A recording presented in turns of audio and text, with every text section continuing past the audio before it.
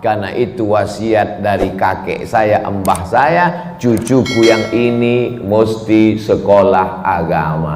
Jadi saya ini bukan mendadak tiba-tiba jadi ustadz.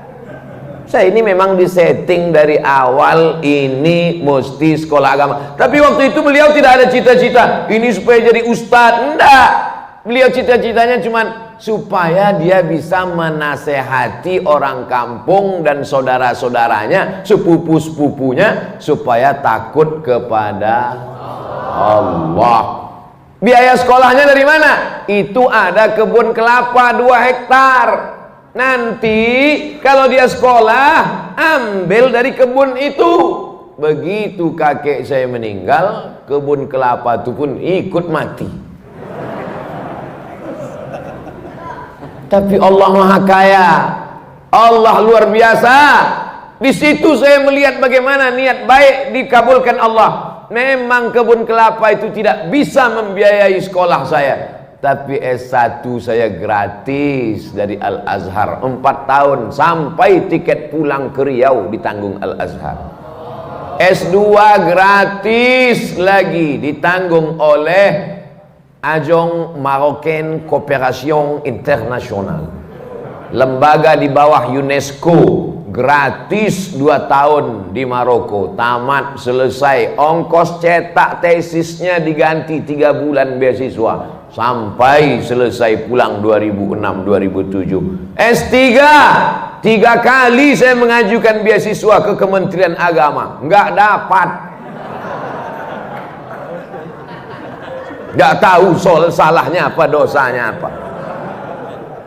Tapi pintu rezeki tidak dari 1 pintu. Masuk saya ke WC di airport Cengkareng.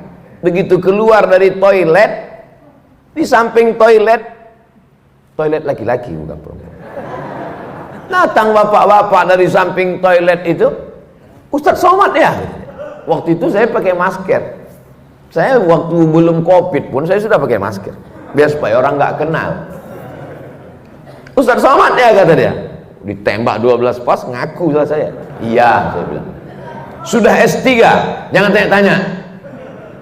Dulu saya kalau ditanya S3 bangkit emosi saya. Jangan tanya-tanya S3.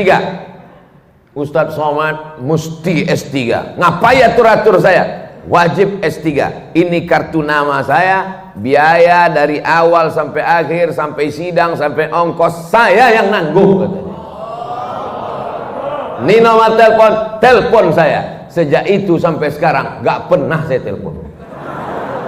Saya takut berutang budi, saya takut makan duit orang, tak pernah saya hubungi. Tapi Allah berikan rezeki, alhamdulillah lancar, sampai akhirnya sidang 24 Desember tahun 2019.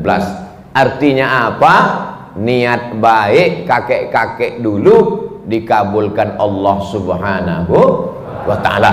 Makanya Bapak Ibu sekalian, berniat baiklah. Cucuku yang ini sekolah agama, cucuku yang ini sekolah pesantren, yang ini masuk Islamic boarding school.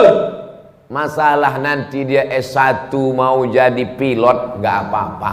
Dia mau jadi dokter spesialis, nggak apa-apa. Yang penting pendidikan dasarnya ini TK Quran, SD Quran, SMP Quran, SMA Quran, lahirlah generasi yang Qurani.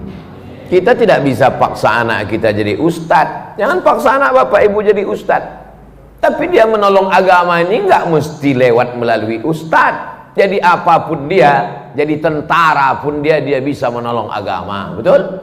Jadi polisi pun dia bisa juga menolong agama. Tidak hanya semata-mata ustadz. Pelajaran yang pertama adalah dekat dengan ulama. Habis 15 menit. Tadi saya mulai jam 5.15, sekarang jam 5.30. Pelajaran yang kedua, apa itu? Ketika Tuan Haji Dasril, saya ingat, cuman pura-pura aja. Orang tulisannya ada kok. Ketika Tuan Haji Dasril Sultan Bagindo berjumpa sama Buya Hamka, Apa kata Buya Hamka? Bukalah rumah makan. Karena ketika orang sampai di rumah makan, yang pertama kali dikasih air minum. Rumah makan Haji Dasril, orang kalau pertama dikasih air minum. Bukan macam rumah makan tempat lain, macam gurun Sahara, leher tak dikasih air minum. Kasih air minum. Orang kalau dikasih air minum pasti dia menyebut nama Allah, Bismillah. Setelah kasih air minum, kasih dia makan. Setelah dia makan, pasti dia ucapkan Alhamdulillah, mengalir pahalanya. Hidup simple, rezeki datang dari Allah. Lapangkan leher orang, penuhkan lambung orang, dia bayar Alhamdulillah, tak dibayar na'udzubillah. Insya Allah rezeki melimpah ruah. Akhirnya dibukalah ini, muncullah begadang 5. Boleh tak begadang? Boleh kalau ada artinya. Begadang boleh saja kalau ada artinya. Kata Bang Roma. Yang nggak percaya terlalu. Banyak orang silap, orang salah, disangkanya rezeki itu punya dia, padahal rezeki itu punya Allah. Carilah dengan bismillah, tutuplah dengan alhamdulillah, maka rezeki melimpah ruah. Haji Dasril Sultan Bagindo contohnya. Mau percaya alhamdulillah, nggak percaya bukti sudah ada. Saudara yang dimuliakan Allah SWT, orang dulu cari rezeki itu simple, mudah. Bangun pagi, sholat subuh, ke surau, ke masjid, ke langgar, ke musola, pulang ke rumah, sarapan, pergi ke kebun. Habis itu ngelihat sawah, ngelihat kebun, kemudian sholat zuhur berjamaah. Habis itu menjelang asar, pulang ke rumah. Tetap bisa dengan kumpul keluarga, tetangga, sahabat, jiran, kawan. Malamnya bisa wirid yasin, sorenya bisa datang, ada acara tahlilan bisa kumpul, silaturahim tersambung, meninggalnya husnul khotimah. Orang sekarang berangkat sebelum ayam berkokok. Ayam belum bangun, dia udah bangun. Pulangnya ayam sudah tidur, dia baru pulang. Tidak pernah jumpa tetangga, tidak pernah jumpa anak, tidak pernah jumpa kawan, tidak pernah silaturahim, semuanya online. Tapi penyakitnya offline.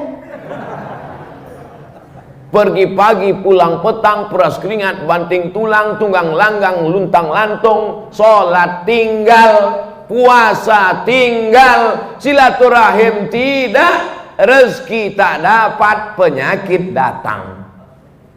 Itu kan yang terjadi pada masyarakat sekarang. Ke masjid tak pernah, yang dicari rezeki, bolak-balik kemana-mana cari duit. Setelah duit dapat, bulat-bulat diserahkan ke dokter spesialis. Dapat duit 1 koper, dimakan tak bisa. Mau makan nasi, diabetes. Mau makan gulai kambing, kolesterol. Apalagi sempat menikmati hidup? Tak sempat. Orang dulu hidup sederhana, rezeki luar biasa, barokah mengalir sampai mati, sempat pula membangun surau dan musola. Hari ini kita sedang belajar bagaimana mau maknai hidup. Berangkat pagi, kena macetnya 2 jam, pulang sore, macetnya 3 jam, sampai di rumah sudah teler, sholat tinggal, puasa diqadha di hari tua sudah kena mah akut usus dipotong. Apalagi nikmat hidup, tinggal sakaratul maut, mati. Tapi begitu hidup mengurut aturan ulama, bukalah rumah makan, kasih orang minum, kasih orang makan, rezeki melimpah ruah. Tapi kalau ada hutang 555 perak, yang 5 perak mesti dibayar.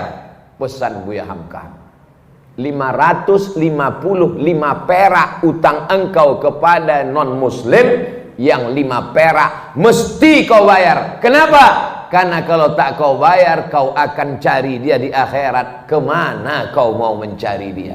Itu dipegang oleh Haji Dasril Sultan Bagindo sampai umur 79 tahun.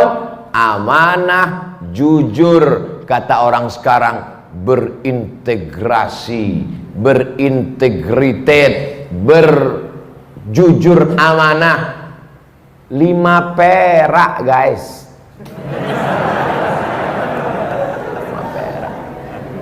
555 perak. Adik-adik sekarang yang muda-muda masih sempat nengok duit limper? Gak pernah. Yang senyum berarti udah tua. Saya masih sempat beli bonbon limper 5 perak, gambar burung. Duitnya itu tidak terlalu terang. Kalau duit 100 terang dia. Duit 5 perak. 5 perak kata Buya Hamka, kalau kau curang, maka nanti kau akan membawa kecurangan itu pada hari kiamat. Itu dipegang Haji Dasril sampai hari ini. Ustadz kok tahu? Saya kan sebelum ceramah saya cari bahan duluan. Saya ngobrol-ngobrol tuh maka saya kalau ketemu sama orang, banyak orang kalau ngobrol sama saya, Ustadz ternyata kalau di luar mimbar Ustadz pendiam ya. Ngapain saya ngobrol? Saya ngomongnya di pas ceramah aja. Pas gak ceramah masa saya ceramah juga? Kalau ada orang ngomong saya dengar, oh perjalanan hidup yang luar biasa.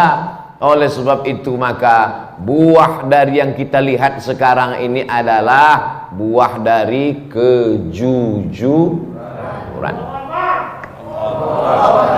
5 perak mesti kau balikkan. Ini kadang kita dikasih orang belanja, nih 100.000, beli nasi bungkus 1 harga 15.000, 85.000 halal. Tak dibalikkan, balikkan. Ingat pesan Buya Hamka ke Haji Dasril, 5 perak. Kenapa tak kau balikkan 5 perak? Alah sikit aja kok. Gara-gara 5 perak itulah kita masuk neraka jahanam. Malunya. Kenapa dia masuk neraka? Korupsi 5 miliar. Bangga kan? Kenapa masuk neraka? Karena menggelapkan APBN. Keren kan? Kenapa masuk neraka? Karena 5 perak. Nerakanya sama pula tuh. Bukan neraka 5 miliar sama 5 perak lain. Yang 5 perak nerakanya 25 derajat Celcius. Mendidih juga otak kepalamu. Diletakkan batu kerikil di tapak kaki, mendidih otak. Yablugh ka'baihi, sampai ke mata kaki. Yaghli biha dimaghuhu, mendidih otak di kepala. Allahumma ajirna minan nar. Allahumma ajirna minan nar. Allahumma ajirna minan nar. Dosa kepada Allah bisa ditebus dengan istighfar, tapi dosa hutang kepada manusia bisa? Gak bisa. Pergi kau ke Makkah nanti setelah habis Covid, menangis di pintu Ka'bah, maafkan ya Allah, 5 perak. Habis tisu setengah kotak, bisa lunas yang 5 perak. Maka ku sampaikan pada jamaah, bayarlah hutang pada tempatnya. Ustaz nyindir nih? Enggak, saya cuma ngasih tahu supaya jangan sampai kita mati su'ul khatimah. Orang yang doanya tidak dikabulkan Allah, tak diterima Allah. Mengapa doanya tak dikabulkan Allah? Mat'amuhu haram, makan haram. Masrabuhu haram, minumannya haram. Malbasuhu haram, pakaiannya haram. Kenapa? Gara-gara memakan duit orang. Ajarkan anak-anak kita jujur, ajarkan anak-anak kita berkarakter, jangan sampai dia makan. Kenapa? Apa masalah? Orang tuh kesilau di luar. Itu tak masuk surga. Tembakan orang di jendela.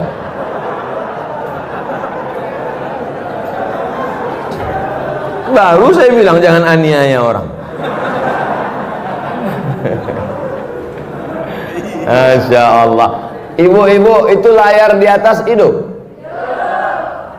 Kenapa tak ditonton layar itu?